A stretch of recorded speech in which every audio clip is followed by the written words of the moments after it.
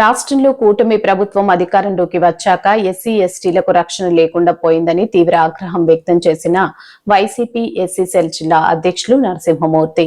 రాష్ట్రంలో కూటమి ప్రభుత్వం అధికారంలోకి వచ్చాక ఎస్సీ ఎస్టీలకు రక్షణ లేకుండా పోయిందని శ్రీ సత్యసాయి జిల్లా వైసీపీ ఎస్సీ విభాగం అధ్యక్షులు నరసింహమూర్తి మండిపడ్డారు. పుట్టపర్తి వైసీపీ కార్యాలయంలో ఆయన మాట్లాడుతూ మాజీ ముఖ్యమంత్రి జగన్ వెంట ఎస్సీ ఎస్టీలు నడుస్తున్నారన్న అక్కసుతోనే కూటమి ప్రభుత్వం వారిపై కక్ష సాధిస్తుందా అంటూ మండిపడ్డారు. సంక్షేమ పథకాలు అందకుండా చేస్తున్నారని, ఎస్సీ ఎస్టీల ఎదుగుదలకు ఈ ప్రభుత్వం అణచివేస్తుందన్నారు. మాజీ ముఖ్యమంత్రి జగన్ వైద్యానికి పెద్దపీట వేసి 17 మెడికల్ కళాశాలలో మంజూరు చేసి అందులో 5ని పూర్తి చేస్తే కూటమి ప్రభుత్వ నేతలు మంత్రులు వారికి పచ్చ కామెర్లు వచ్చినట్లు ఎక్కడ కూడా కళాశాలలో నిర్మించలేదని ఫోటోలకు ఫోజులు ఇవ్వడం సిగ్గుచేటన్నారు.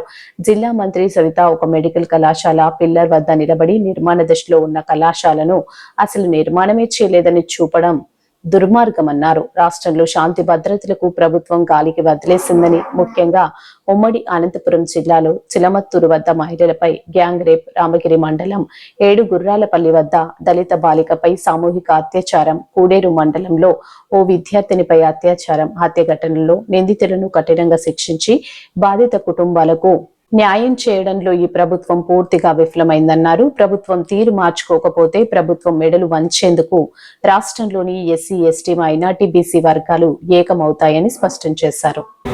ఈరోజు కూటమి ప్రభుత్వం ఏర్పడి నుంచి చంద్రబాబు నాయుడు ముఖ్యమంత్రి అయినప్పటి నుంచి దళితులపైన, దళిత మహిళలపైన అఘాయిత్యాలు, దాడులు చేస్తూ ప్రభుత్వాన్ని కొనసాగిస్తున్నాడు. చంద్రబాబు నాయుడిని ముఖ్యమంత్రిగా ఉండడానికి అనర్హుడని మేము ఘంటాపథంగా తెలియజేస్తున్నాం. ఎందుకంటే ఈ రాష్ట్రంలో అట్టడుగు వర్గాలైనటువంటి ఎస్సీ ఎస్టీ బీసీ మైనార్టీ ఎక్కువ శాతం మంది జగన్మోహన్ రెడ్డి గారి వైపు ఉన్నారని, జగన్మోహన్ రెడ్డి గారికి 40% ఓట్లు ఎవరేసినారని ఆలోచించిన సందర్భంలో దాదాపు సగం పైగా ఎస్సీ వర్గానికి చెందినటువంటి ఓటర్స్ వేయడమని వాళ్ళకి తెలిసిందేమో, కానీ ఈరోజు పూర్తిగా ఎస్సీలనే పక్కన పెట్టేసి సంక్షేమ పథకాలకు దూరం చేయాలనేటువంటి ఒక కుటీల ప్రయత్నం చేస్తున్నటువంటి భాగంగానే ఈరోజు విద్యా వైద్య రంగాన్ని ఎస్సీ ఎస్టీలకు దూరం చేస్తున్నారు. ఈరోజు మనం చూస్తున్నాం, జగన్మోహన్ రెడ్డి గారు ఆ రోజు ముఖ్యమంత్రిగా 17 మెడికల్ కాలేజీలు తెచ్చి విద్యా వైద్యాన్ని ప్రోత్సహించాలా, ఈ రాష్ట్రంలో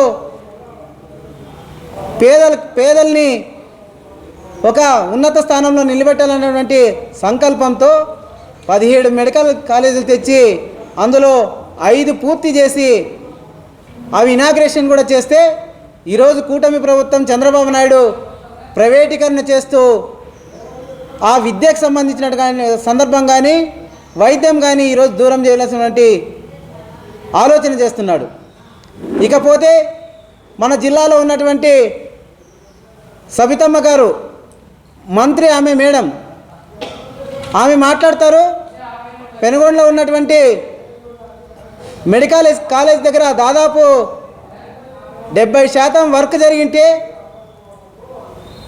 60 ఎకరాల్లో జరుగుతున్నటువంటి వర్క్ని ఎక్కడో మూలన పోయి ఒక పిల్లర్ దగ్గరకు పోయి ఫోటో తీసి ఇక్కడ మెడికల్ కాలేజ్ పూర్తి కాలేదని నిసిగ్గుగా తెలియజేస్తున్నారు.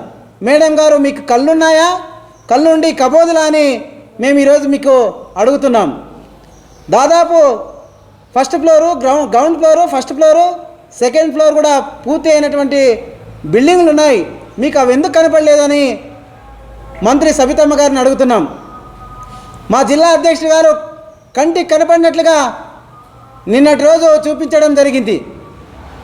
మరి అక్కడ ఉన్నటువంటి ఆ నియోజకవర్గంలో ఉన్నటువంటి ప్రజలకు కానీ, ఆ రాకపోకల్లో పోతున్నటువంటి పబ్లిక్ కానీ కనిపిస్తుంటే మీకు మాత్రం ఎందుకు కనిపించట్లేదు అంటున్నాం.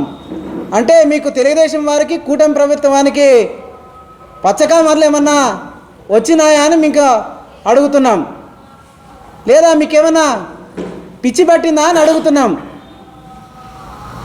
ఇంతటి దౌర్భాగ్యమైనటువంటి స్థితిలో ఈరోజు ప్రభుత్వాన్ని కొనసాగిస్తున్నారు.